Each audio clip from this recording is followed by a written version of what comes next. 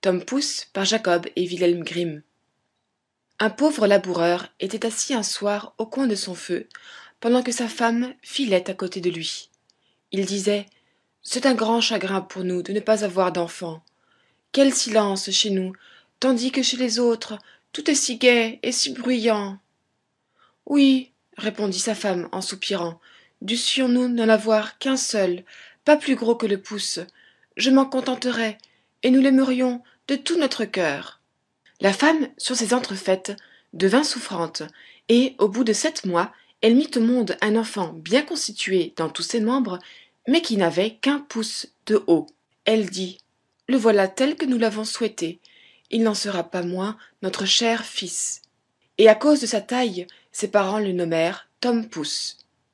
Ils le nourrirent aussi bien que possible, mais il ne grandit pas et resta tel qu'il avait été à sa naissance. Cependant, il paraissait avoir de l'esprit, ses yeux étaient intelligents, et il montra bientôt dans sa petite personne de l'adresse et de l'activité pour mener à bien ce qu'il entreprenait. Le paysan s'apprêtait un jour à aller abattre du bois dans la forêt, et il se disait à lui-même « Je voudrais bien avoir quelqu'un pour conduire ma charrette. »« Père !» s'écria Tom Pouce. « Je vais la conduire, moi. Soyez tranquille, elle arrivera à temps. » L'homme se mit à rire. « Cela ne se peut pas, dit-il. Tu es bien trop petit pour conduire le cheval par la bride. »« Ça ne fait rien, père. Si maman veut atteler, je me mettrai dans l'oreille du cheval et je lui crierai où il faudra qu'il aille. »« Eh bien, répondit le père, essayons. » La mère attela le cheval et mit Tom Pouce dans son oreille, et le petit Tom lui cria le chemin qu'il fallait prendre. Dia! Si bien que le cheval marcha comme s'il avait eu un vrai charretier, et la charrette fut menée au bois par la bonne route.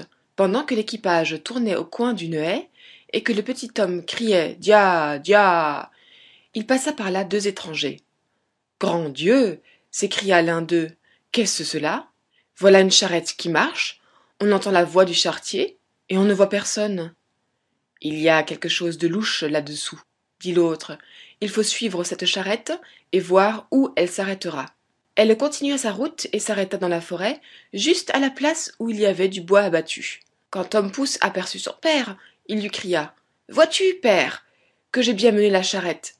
Maintenant, fais-moi descendre. » Le père, saisissant la bride d'une main, prit de l'autre son fils dans l'oreille du cheval et le déposa par terre. Le petit s'assit joyeusement sur un fétu. Les 2 étrangers, en apercevant Tom Pouce, ne savaient que penser, tant ils étaient étonnés. L'un d'eux prit l'autre à part et lui dit « Ce petit drôle pourrait faire notre fortune si nous le faisions voir pour de l'argent dans quelque ville. Il faut l'acheter. » Ils allèrent trouver le paysan et lui dirent « Vendez-nous ce petit nain, nous en aurons bien soin. »« Non, » répondit le père, « c'est mon enfant.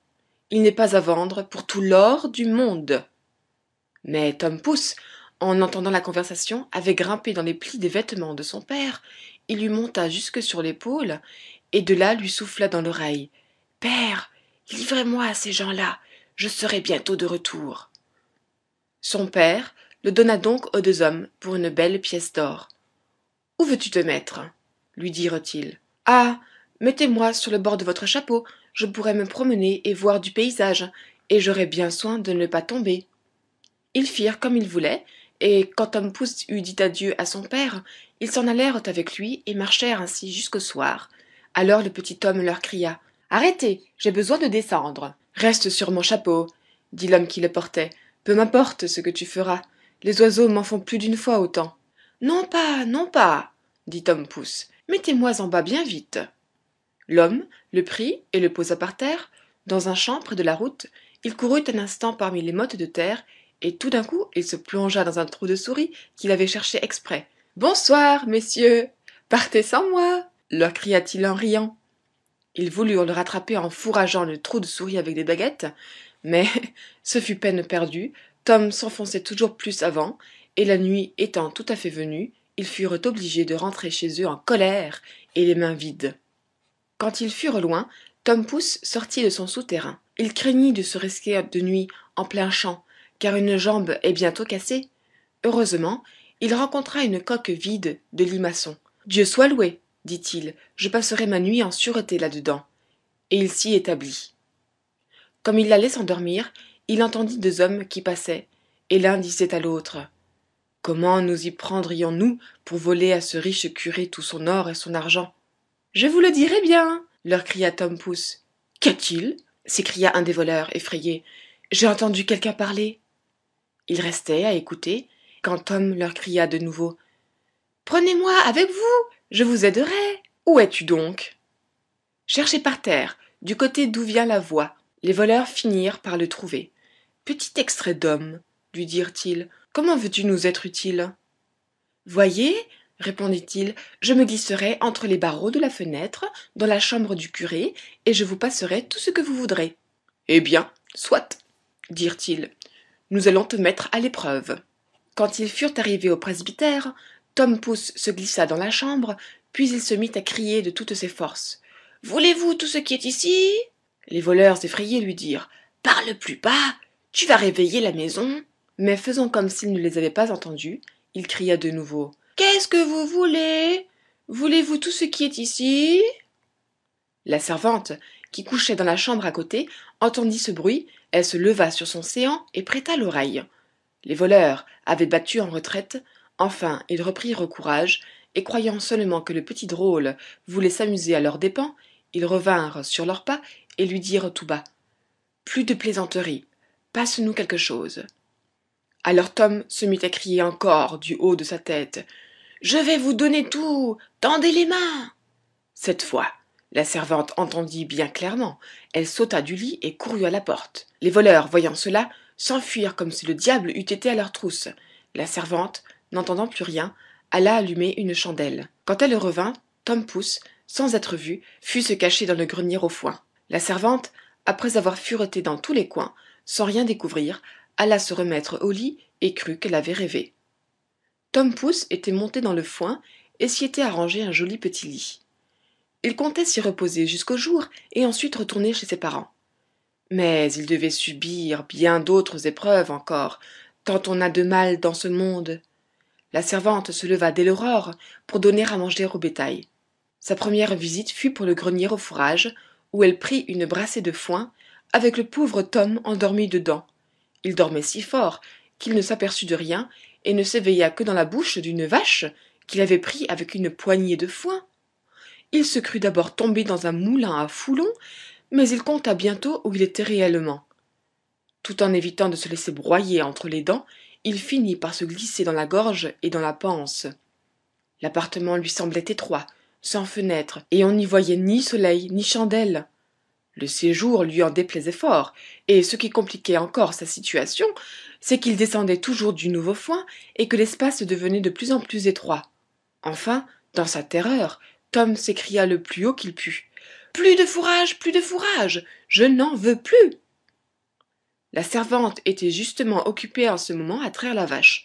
Cette voix, qu'elle entendait sans voir personne, et qu'elle reconnaissait pour celle qui l'avait déjà éveillée pendant la nuit, l'effraya tellement qu'elle se jeta en bas de son tabouret en répandant son lait. Elle alla en toute hâte trouver son maître et lui cria « Ah, grand Dieu! Monsieur le curé, la vache qui parle !»« Tu es folle !» répondit le prêtre, et cependant il alla lui-même dans l'étable pour s'assurer de ce qui s'y passait. À peine y avait-il mis le pied que Tom Pouce s'écria de nouveau « Plus de fourrage! Je n'en veux plus !» La frayeur gagna le curé à son tour, et, s'imaginant qu'il y avait un diable dans le corps de la vache, il dit qu'il fallait la tuer. On l'abattit, et la panse, dans laquelle le pauvre Tom était prisonnier, fut jetée sur le fumier. Le petit eut grand-peine à se démêler de là, et il commençait à passer la tête dehors, quand un nouveau malheur l'assaillit. Un loup, affamé, se jeta sur la panse de la vache et l'avala d'un seul coup. Tom Pouce ne perdit pas courage. « Peut-être, pensa-t-il, que ce loup sera traitable. » Et, de son ventre où il était enfermé, il lui cria « Cher ami loup, je veux t'enseigner un bon repas à faire. »« Et où cela ?» dit le loup. « Dans telle et telle maison, tu n'as qu'à te glisser par l'égout de la cuisine, tu trouveras des gâteaux, du lard, des saucisses, à bouche que veux-tu ?» Et il lui désigna très exactement la maison de son père. Le loup ne se le fit pas dire 2 fois. Il s'introduisit dans la cuisine et s'en donna à cœur joie aux dépens des provisions.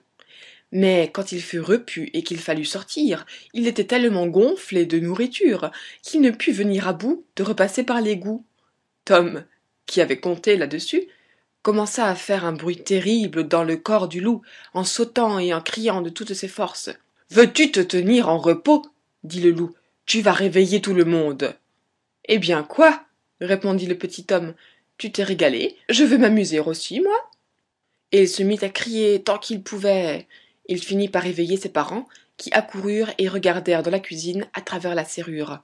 Quand ils virent qu'il y avait un loup, ils s'armèrent, l'homme de sa hache et la femme d'une faux. « Reste derrière, » dit l'homme à sa femme quand ils entrèrent dans la chambre. « Je vais le frapper de ma hache, et si je ne le tue pas du coup, tu lui couperas le ventre. » Tom Pouce, qui entendait la voix de son père, se mit à crier. « C'est moi, cher père, je suis dans le ventre du loup. »« Dieu merci !»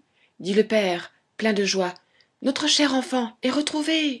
Et il ordonna à sa femme de mettre la faux de côté pour ne pas blesser leur fils. Puis, levant sa hache d'un coup sur la tête, il étendit mort le loup, et ensuite, avec un couteau et des ciseaux, il lui ouvrit le ventre et en tira le petit homme. « Ah !» dit-il, « que nous avons été inquiets de ton sort. »« Oui, père, j'ai beaucoup couru le monde, heureusement me voici rendu à la lumière. »« Où as-tu donc été ?»« Ah, père, j'ai été dans un trou de souris, dans la panse d'une vache et dans le ventre d'un loup. Maintenant, je reste avec vous. » « Et nous ne te revendrions pas pour tout l'or du monde, » dirent ses parents en l'embrassant et en le serrant contre leur cœur. Ils lui donnèrent à manger et lui firent faire d'autres habits parce que les siens avaient été gâtés pendant son voyage. Fin de tome